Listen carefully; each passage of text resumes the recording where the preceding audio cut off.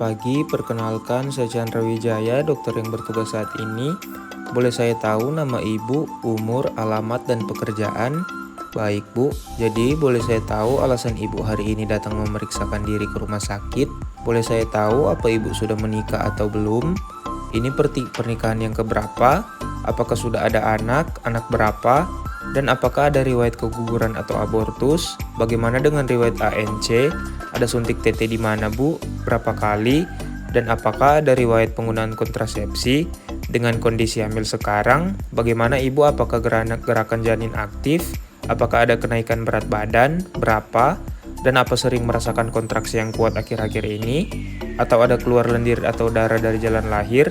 Apakah ada riwayat penyakit kronis seperti hipertensi, kencing manis, atau tiroid pada ibu dan keluarga? Baik ibu, saya akan menggunakan rumus Nagel untuk menentukan taksiran tanggal persalinan, di mana hari ditambah 7, bulan dikurang 3, dan tahun ditambah 1. Baik ibu, saat akan melakukan pemeriksaan dengan mengukur tinggi badan dan berat badan dan memeriksa tanda-tanda vital ibu. Mungkin saat pemeriksaan nanti, ibu akan merasa kurang nyaman, tapi ibu tidak perlu khawatir, ini tidak membahayakan janin dalam kandungan. Apakah ibu bersedia? Pertama-tama, ibu dipersilakan untuk mengosokkan kandung kemih, sambil saya akan menyiapkan alat-alat yang dibutuhkan.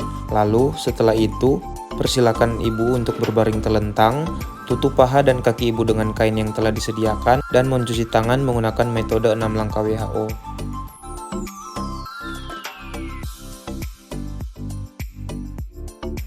Selanjutnya, pemeriksa memakai handskun steril, dan selanjutnya pemeriksa berdiri di sebelah kanan pasien dengan posisi tubuh menghadap pasien, lalu memberitahukan pasien bahwa pemeriksaan akan segera dimulai.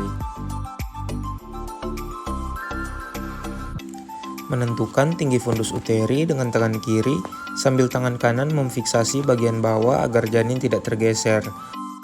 Lalu letakkan ujung telapak tangan kiri dan kanan pada fundus uteri dan tekan secara lembut dan geser telapak tangan kiri dan kanan secara bergantian untuk menentukan posisi bayi.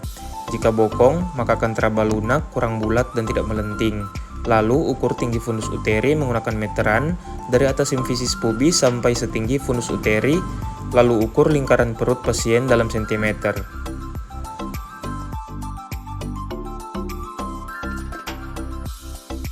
Letakkan telapak tangan kiri dan kanan secara sejajar pada ketinggian yang sama, dan dari atas tekan secara bergantian atau simultan ke arah bawah dan rasakan apakah punggung, di mana nanti akan teraba tahanan terbesar, rata dan keras seperti papan, atau teraba ekstremitas yaitu seperti bagian-bagian kecil. Menentukan bagian terbawah janin, apakah presentasi kepala, di mana teraba bulat, melenting, dan keras, atau apakah janin sudah masuk ke pintu atas panggul. Dengan menggoyangkan bagian terbawah janin, dan jika melayang berarti belum masuk pintu atas panggul. Jika terfiksir, berarti sudah masuk ke pintu atas panggul. Pemeriksa menghadap ke arah kaki pasien. Temukan kedua ibu jari kiri dan kanan, dan perhatikan sudut yang dibentuk apakah konvergen, yaitu berarti belum masuk pintu atas panggul, atau divergen, yang berarti sudah masuk pintu atas panggul. Lalu, tentukan seberapa jauh bagian terbawah janin masuk di pintu atas panggul dengan metode perlimaan. Selanjutnya, kita angkat kedua tangan dari dinding perut ibu dan ambil stetoskop lenek. Kemudian, tempelkan ujungnya pada dinding perut ibu yang sesuai dengan posisi punggung janin. Tempelkan telinga kiri pemeriksa dan dengarkan denyut jantung janin dalam 60 detik. Normalnya DJJ adalah 120-160 kali per menit.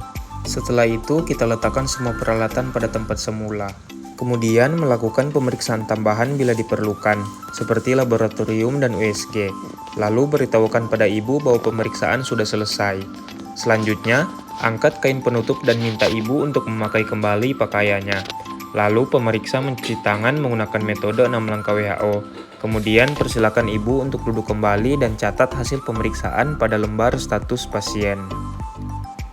Setelah itu, jelaskan hasil pemeriksaan yang meliputi usia kehamilan, letak janin, posisi janin, presentasi, dan kondisi janin. Kemudian, jelaskan tentang rencana asuhan antenatal yang berkaitan dengan hasil temuan, serta jadwal pemeriksaan ulangan.